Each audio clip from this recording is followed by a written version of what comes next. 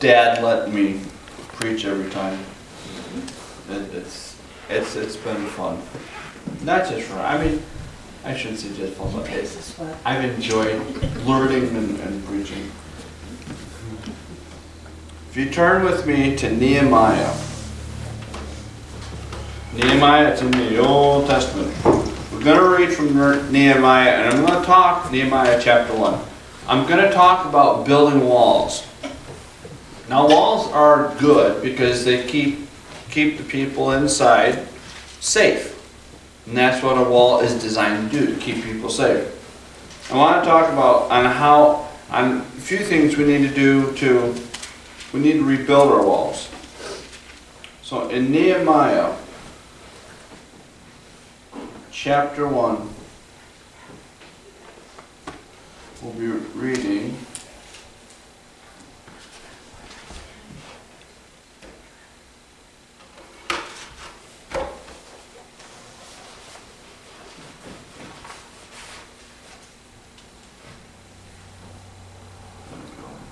Nehemiah chapter 1 verse 1. In the word of Nehemiah son of Hakaliah, in the month of Kislev, in the 12th year, while I was in the citadel of Syria, Hananiah, one of my brethren, came from Judah with some other men, and I questioned them about the Jewish remnant that had survived in exile, and also about Jerusalem. And they said to me, those who survived in exile are back in the province are in great trouble and disgrace. The wall of Jerusalem is broken down, and the gates have been burned with fire. When I heard these things, I sat down and wept for some days, and I mourned and fasted and prayed before God of heaven. Then I said, Lord, the God of heaven, the great and awesome God, who keeps his covenant of love with those who love him and keep his commands, let your ear be attentive to your eyes upon to hear the prayer of your servant is praying for you today and night, your servant. The people of Israel, I confess the sins we Israelites, including myself and my father's family, have committed against you. We have acted very wickedly towards you. We have not obeyed the commands, decrees, the laws you gave your servant Moses. Remember the instructions you gave your servant Moses, saying, if you are unfaithful, I will scatter you among the nations. But if you return to me and obey my commands, then even if your exiled people are in the farthest horizon, I will gather them from there and begin and bring them to the place I have chosen as a dwelling for my name. They are your servants and your people, whom you redeemed by your greatest strength and your mighty hand. Lord, let your ear be attentive to the prayers of this your servant, and to the prayers of the servants who dwell in revering your name. Give your servants success today by granting him favor in the presence of the man. I was the cupbearer of the king. Do we realize that our walls are down? And I'm talking spiritually. Do we realize sometimes we let our guard down, our walls down? We need to make sure our guard is up and our walls are up against the devil and against the demons who try to attack us. We do not know what we are against. I mean, I know we know we're against the devil and his demons, but if we could see the attacks we receive on a daily basis that God does not allow happen, or because we are walking so close to him that the Lord protects us, if we could see that, it would be amazing to us. Now over here in Nehemiah, he talks about He talks about Moses, and he talks about the law. And the same thing goes for us. If we obey God, we will have blessing. If we disobey God, we will have disaster. And it's not anybody's fault but our own. But we need to make sure we obey God and we build our walls. No matter the rubble we might have in our lives, no matter the distress we might be in, God can help us, and God can help any Christian, any child of His, God who is everybody. God can help them rebuild the walls in their life. God can help them come back to Him. Now, I'm going to run over to Nehemiah chapter 2. Nehemiah chapter 2, and we're going to read verse 11 through 18. We need to make sure that we have the confidence in the Lord to rebuild our walls. It's not the fact of, sometimes it's the fact of, we need to understand and we need to look at it and say, yes, through the Lord's help, I can do this. We need to understand that with the Lord's help, like Paul says, I can do all things through Christ which strengtheneth me. If you have a wall that's down in your life, if you are struggling in an area of your life, ask the Lord. Someone on the 700 Club said the other day that God has already answered your prayer 2,000 years ago when He died on the cross. God has already answered your request that maybe you don't even know you're going to ask yet. All you have to do is believe in it and receive it. God's already answered it. Nehemiah chapter 2 verse 11, and we're going to read through verse 18. I went to Jerusalem after staying there 3 days. I set out during the night, and a few others. I had not told anyone what my God has put in my heart to do for Jerusalem. There were no mounts with me except the one I was riding on, but by night I went out through the valley gate towards the Jackal wall and the Dung gate, examining the walls of Jerusalem, which had been broken down, and its gates which had been destroyed by fire. Then I moved on towards the fountain gate and the king's pool, but there was not enough room for my mount to get through, so I went up into the valley by night, examined the walls.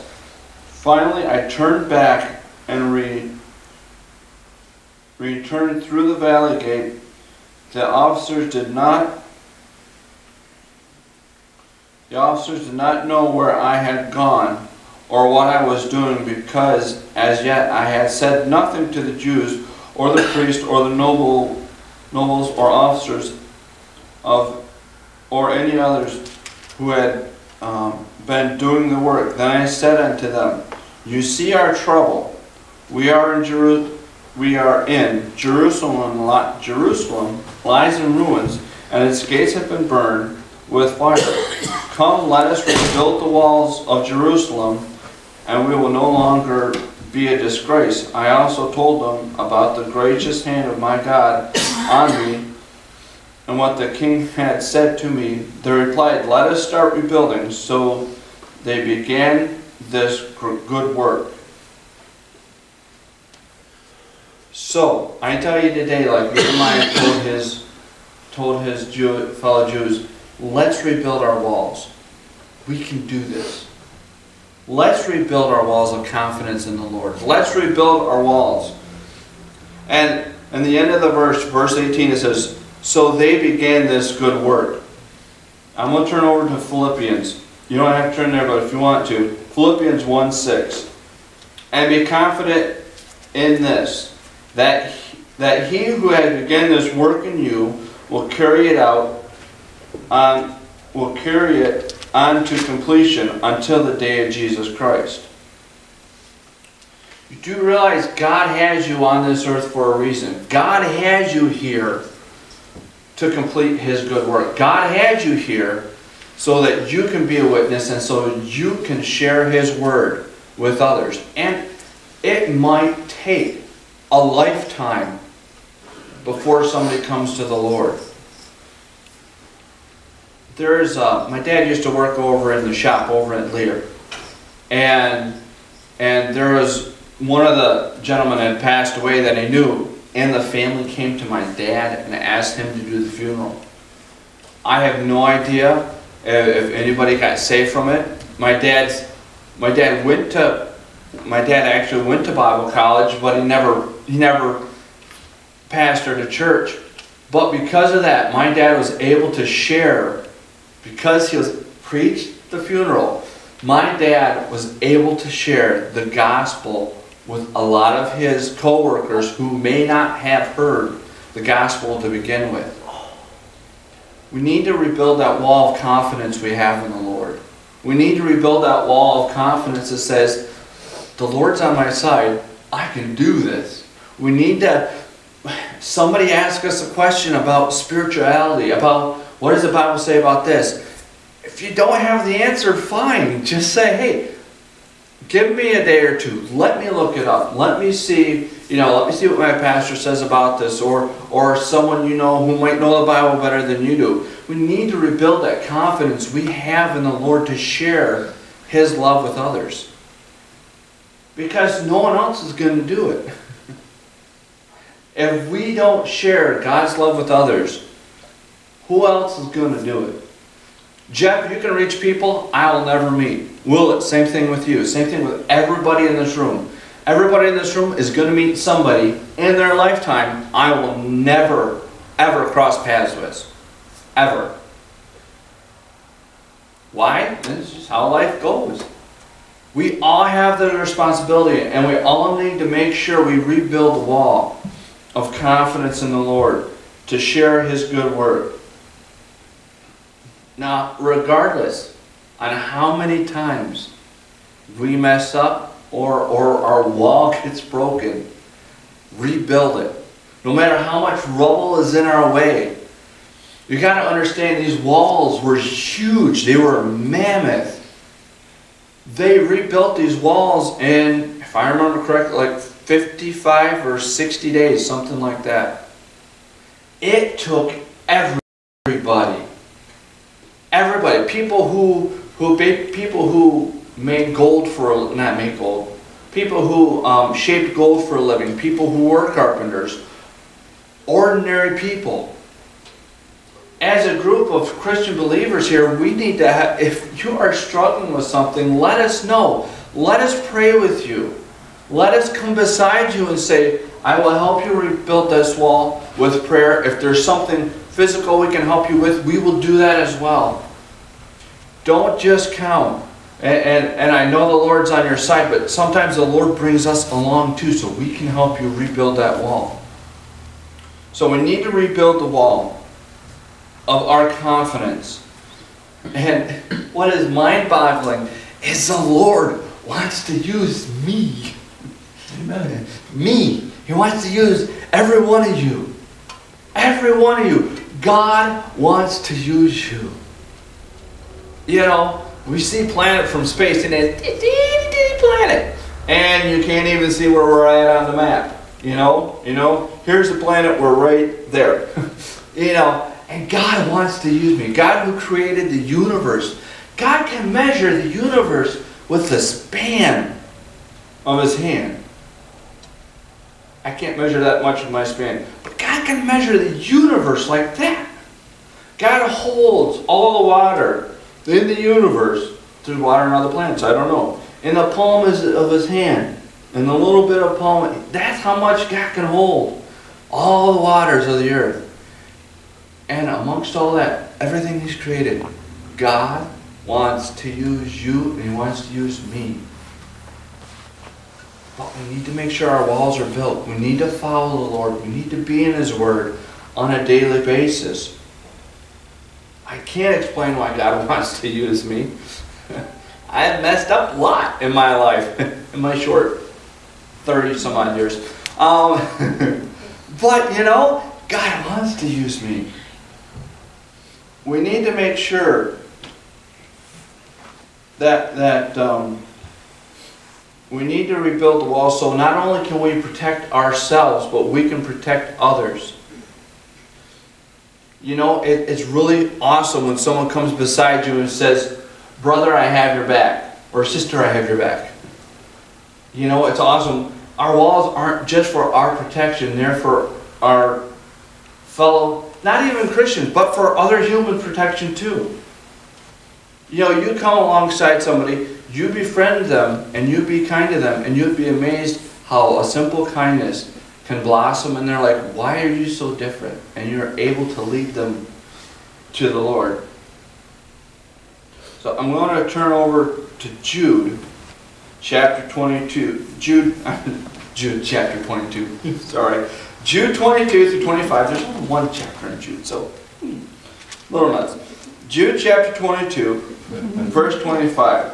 It says, "Be merciful to those who doubt. Save others by snatching them from the fire, and to others show mercy mixed with fear. Hating even the clothing stained by corrupted flesh." In other words, hating the sin, but loving the sinner, which is not the easiest thing to do. I admit that. "To him who is able to keep you from stumbling," which is Jesus, to the present before his glorious presence without fault and with great joy. To the only God and Savior, our glorious Master, power, authority, through Jesus Christ our Lord, for all ages and now forevermore. Amen. We need to build upon the wall of we need to build our walls of God's armor. We need to not be afraid to go in with the armor of God and help those who have fallen. We need to make sure that we are fully dressed in God's armor so we can help those. Same thing with EMT class. So we learn, even with the firefighters, you go in and you help somebody. If you can go into a burning building and rescue somebody from the flames, do it. Just make sure you're safe as well.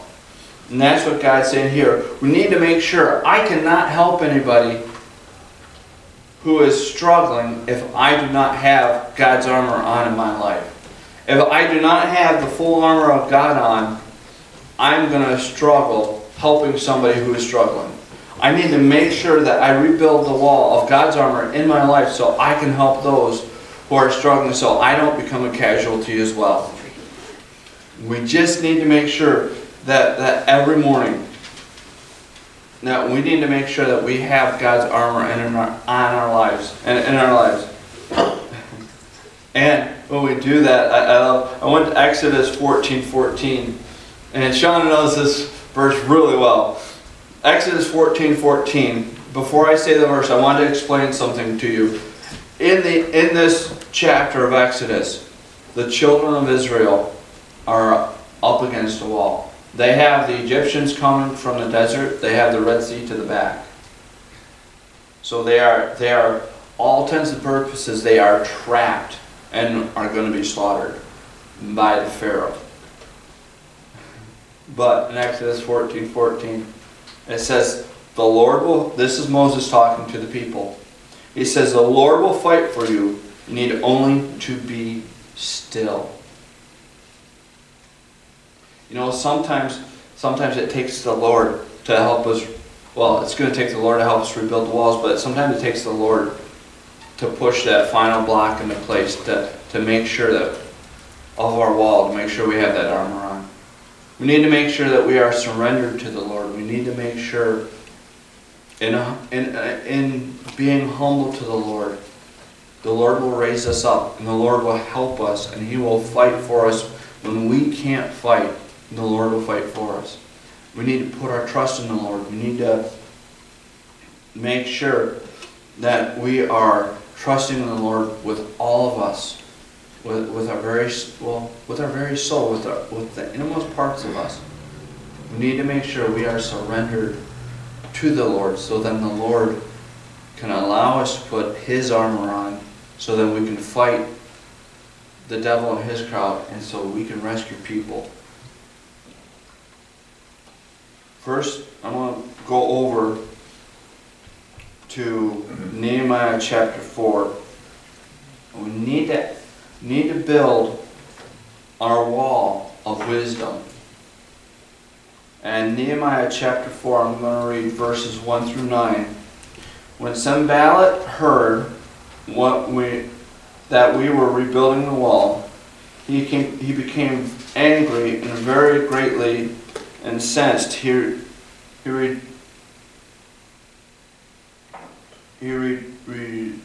the Jews in the presence of his associates, and in the army of samurai he said, Who are these feeble? What are these feeble Jews doing?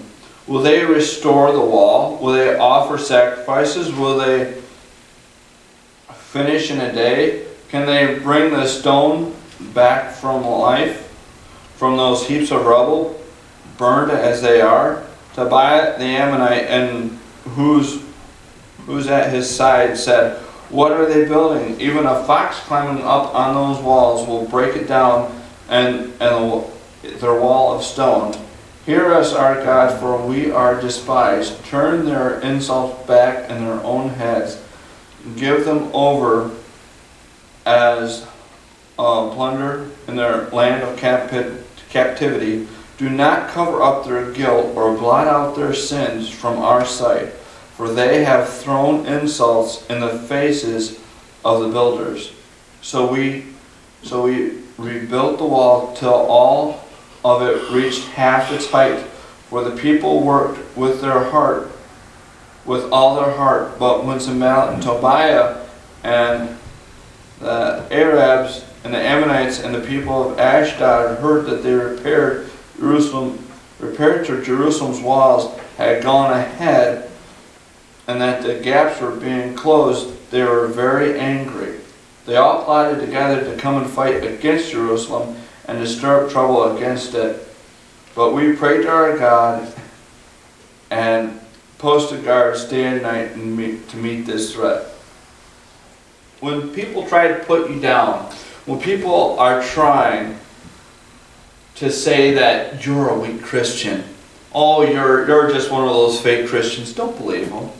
Don't believe them. They're like Sanballat and Tobiah. I would even say they are jealous of your Christianity because of your walk with the Lord.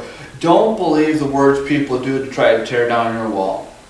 Keep on building that wall. Keep on building that wall. You don't know the encouragement you're going to make an impact in somebody's life. Somebody sees me building my wall, and they also see the opposition I have, and this person over here doesn't have walls, and they say, hey, if he can do it, I can do it. Keep building that wall. You never know who is watching you.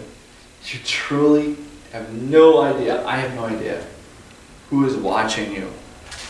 And it's watching if you're a true blue Christian. And I love it that they pray to the Lord. When trials come, Nehemiah, in the verse, it says that Nehemiah went to the Lord and said, Lord, look at what they're doing. They're throwing this in our face. They are discouraging us, Lord. Lord, may that discouragement fall back upon them. When you are being attacked, be it the devil, demons, or other people, when you are being attacked, go to the Lord. That's the first thing we need to do. We don't need to fight back. Remember what Exodus 14:14 says. I will fight your fights. Be still. Doesn't mean that we're not going to have any confrontation. It just means we have the Lord on our side. Like Paul said, if God be for us, I'm going through a hard time, I'm being attacked. Paul says sometimes feels like I'm being attacked by all sides. By Christians, by unbelievers. And Paul says it feels like I'm going to put this in the sermon even though he didn't say it, but it feels like they're breaking my walls down and they're trying to break my walls down. Paul said, but if God is for me, who can be against me? If I have God on my side helping me rebuild my walls, helping me avoid those pitfalls, who can be against me? I'm going to run over to Romans chapter 8. I'll read verse 31 through 39. In action, I had this in here. What then shall we say in response to these things? And it can be anything. Response to any of these things that is coming against us to rebuild our walls for the Lord. If God be for us, who can be against us? He who did not spare his own son, but gave him up for us all, how will he not also, along with him, graciously give us all things? Not necessarily our wants, but what we need. That's not in the verse, I just added that.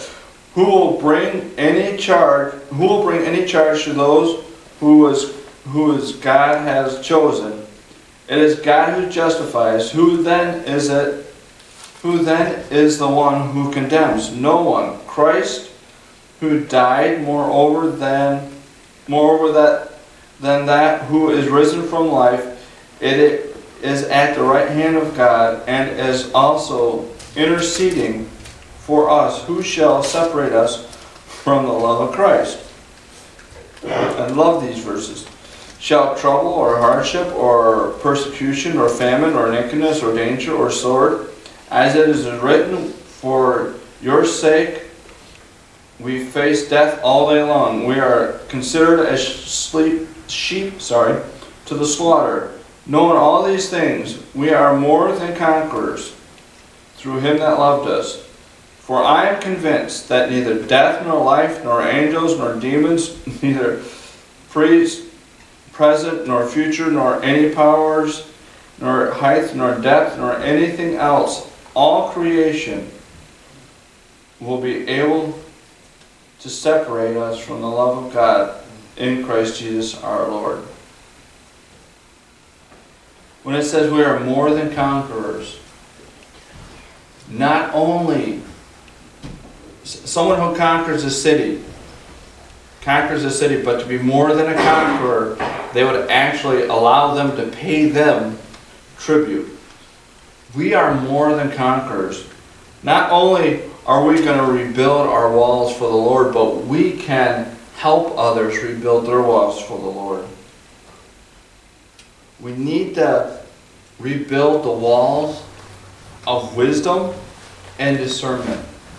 We need to make sure that these walls of wisdom and discernment, that the Lord helps us, and the Lord we need to ask the Lord to guide us, because there are pitfalls. People will say things to trip you up and be to make fun of you. And in Nehemiah 6, I'll read verse 1 through 9. Nehemiah chapter 6, the same thing was happening here.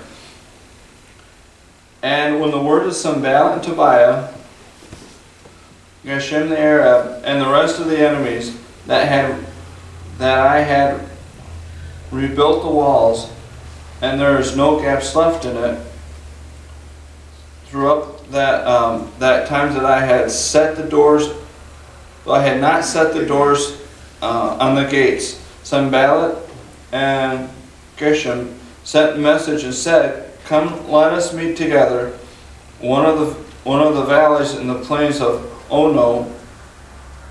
But they were scheming to harm me, so I sent messengers saying, the reply, "I am carrying on a great project, I cannot go down. Why should the work stop while I leave it and go down to you?" 4 times they sent messengers with the same message, and each I gave them the same answer. Then the 5th time Sanballat sent an aide to me with the same message, and in his hand an unsealed letter of which was written, "It is reported among the nations," and Geshem, saying, "It is true, that you and the Jews are plotting to revolt. Therefore you are building the wall. Moreover, according to these reports, you are about to become their king, and have even appointed prophets to make this proclamation about you in Jerusalem.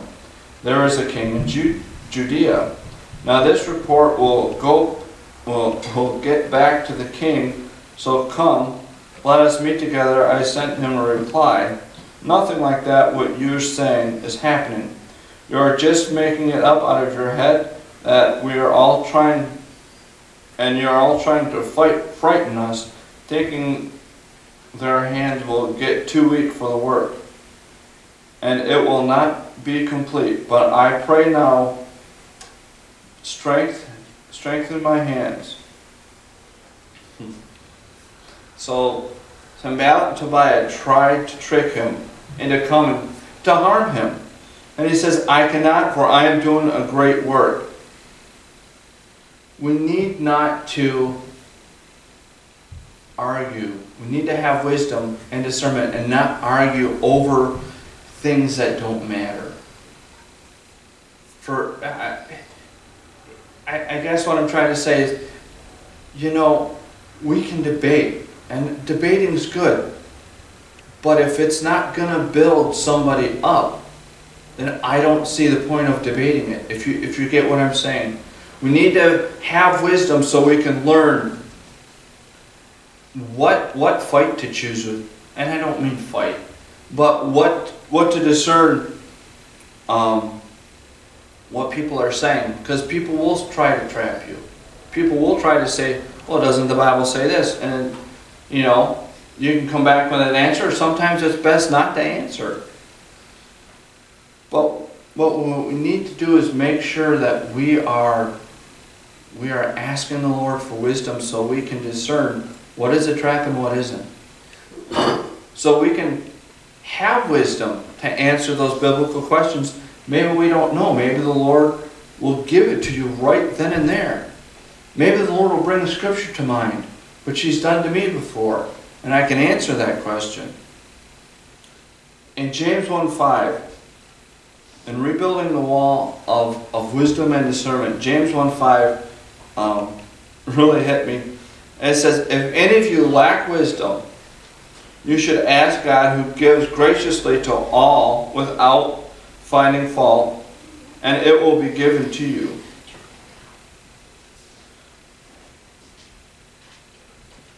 We need to make sure that we are asking the Lord for wisdom, and we need to make sure that that we are rebuilding those walls to protect us, not only us, but other Christians as well, and other people. You know, sometimes when someone asks me a biblical question, sometimes when I answer it, I almost feel like I'm bringing them over to the light side, as it were, you know, a little bit, and opening up their eyes. And, you know, the Lord is so gracious and merciful that He gives that. And in conclusion, I wanna read John 3:16, but I tweaked it. And I hope you don't mind. I tweaked it for everybody here. I added everybody's name. So John 3:16. For God so loved Sean and Nancy, Al, Willett, Tobias, Betty, Ken, Fran, Jeff, and me, and that He gave His only begotten Son, Jesus. Now whosoever God created believeth in Him to take him to heaven should not perish and go to hell, but have eternal life and live with God forever. We can do this as Christians. We can rebuild the walls of our lives. And not only in wisdom and in courage, but in every facet of our lives with God's help. Let's rebuild those walls. Let's commit to, okay, maybe it looks, maybe you're looking at the whole picture and you're like, that's never going to happen. You know, I don't know where to start. Don't look at the whole picture. Say, Lord, okay, Lord, help me with my courage, and start rebuilding that section. Then ask Pastor, help me with this other section, and pray for me that I would be more bold to talk to people. So you're working on a little section here, courage. Pastor's praying for you over here for boldness. So you and Pastor are building those walls. You can ask Tobias, pray for me in this area. Willett, pray for me in this area. Sean and Nancy, Ken and Fran and Betty, pray for me in these areas. When you have everybody helping, and the one person you should pray and ask the most is the Lord. I should have said him first. Sorry. Ask the Lord for His help to rebuild those walls. If you have a specific request, be specific with the Lord. Be specific with your request. Say, Lord, I need help with this. Specifically ask the Lord. And when you do that, He will guide you and the Lord will help you. So I just want to encourage everybody. Build those walls in your life. And if it's a bad wall, tear the bad wall down and put a good one up. You know, we have bad habits. We all do, and we all will by the time we die. But, you know, if there's anything stopping you from serving the Lord, if there is a wall that is stopping you from serving the Lord, tear that wall down, get rid of it, replace that wall with another wall that is going to help you serve the Lord. We don't always see the holes in our walls. We don't always see what is wrong in our lives. If you see something I'm struggling with, let me know. Okay, same thing with you. I will try to let you know. But if you need prayer for anything that is hard for you, that you are struggling with, let us know. We will even put up on Unspoken, and we don't have to know about what's going on. That's fine. Let us help you. Let God help you most of all. Rebuild the walls in your life. Mom and Shauna, you can come back up. And Father, rebuild the walls in your life. Let us help. Let the Lord help. He is the one who wants to help most of all. He wants you to succeed against every fiery dart that the devil is trying to throw at you.